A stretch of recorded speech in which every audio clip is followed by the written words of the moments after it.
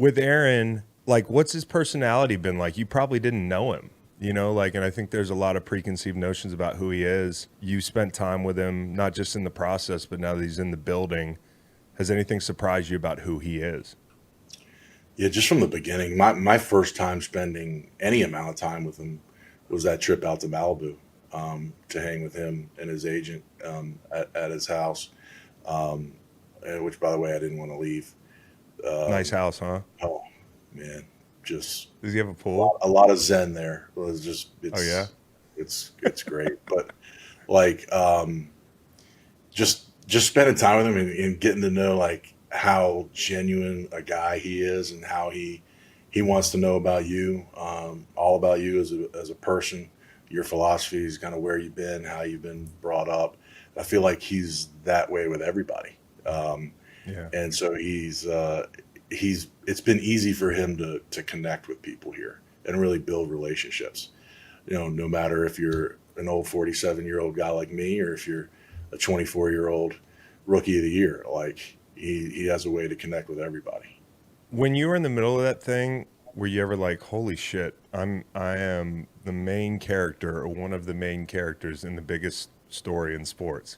Because this thing just went a while, and it was like people didn't know what was going on, and I just thought it was crazy. I never hit you up because I don't want to make people tell me things that they don't want to tell me. But like, what was it like just going through that? And were there moments where it looked like it might fall through? Were there things that people thought that were just completely off base that were crazy to hear on a daily basis?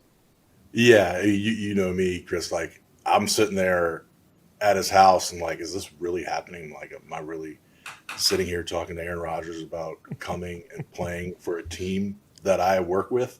Like, is this real? So there was quite a few of the moments like that over the last few months. It's continuing to happen, honestly. But Yeah. yeah, it was wild. It's what's wild now, seeing all the attention and all the spotlight of us and our team. Um, it's crazy, and just things that are said that are just completely offbeat and crazy, and you shrug it off because it just, some of this attention just, it gets out of hand. How about what he's done for Zach Wilson? Because I can see it. I know as a young player when I've had issues with my confidence or, I haven't played to my standard, it really helps to have a vet, even if he's the guy taking your reps away, to come in and take you under his wing. And I can see that on TV. So, how does that translate to Zach Wilson's confidence and maybe his career trajectory? Yeah, because Aaron is an intense and fiery competitor, but he's also a Right. very calming presence, with his teammates, in terms of, after the play, getting guys together, providing some nuggets and insights on different things that he saw, and but also, giving some challenges to guys like Zach and Garrett and other guys, and so it's been, that's been one of the really cool things about this, is watching Aaron take, all these players. It's not just guys like Garrett and Zach. It's guys like Sauce, guys like Quinnen, just taking guys under their wing, giving them little tidbits of what he saw to try to help their game. That's been probably the coolest thing to see out here at training camp every day. When did you first hear about the big team friendly thing he did? Because this to me was like, I don't know if it got enough attention. It's totally unprecedented, isn't it? Because sometimes you hear about pay cuts and they're like restructures. I remember Right. one time I got patted on the back for a restructure. Like I was taking a big pay cut. I was like, yeah, sure, thanks. But this is a real pay cut. So when did you first hear about it? Did you believe it?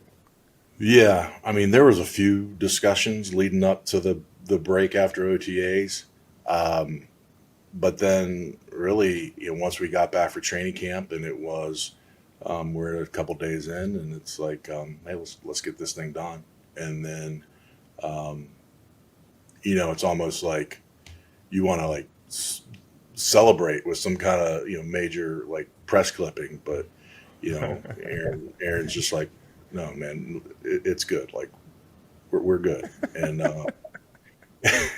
Yeah, but again, it's really emblematic of his time here. Is Yeah. he's been a authentic, genuine, selfless teammate, and I think that was a big example of it. Hey, what went into the decision? Because I thought it was a good one, and I kind of I wondered if you were a catalyst for this. But when y'all were like, "No, we're not cutting people on Hard Knocks this year," because as we've discussed before, you used to be the Grim Reaper, and that although we joke about you don't want to see the Grim Reaper, and we laugh about it every day, but cut day, it is a very tough day. And Yeah. I totally understand why you guys wouldn't want to include it. What went into that whole process? Yeah, when we found out we were doing Hard Knocks, it was really cool because Robert like immediately like texted me. He's like, "I don't want to show any players getting cut," and I'm like, "Brother, we see it the exact same way. Like, there's no way we're gonna do that. Like, these kids put their heart and soul into this thing every day, and we're not gonna like exploit like one of the worst moments in their life.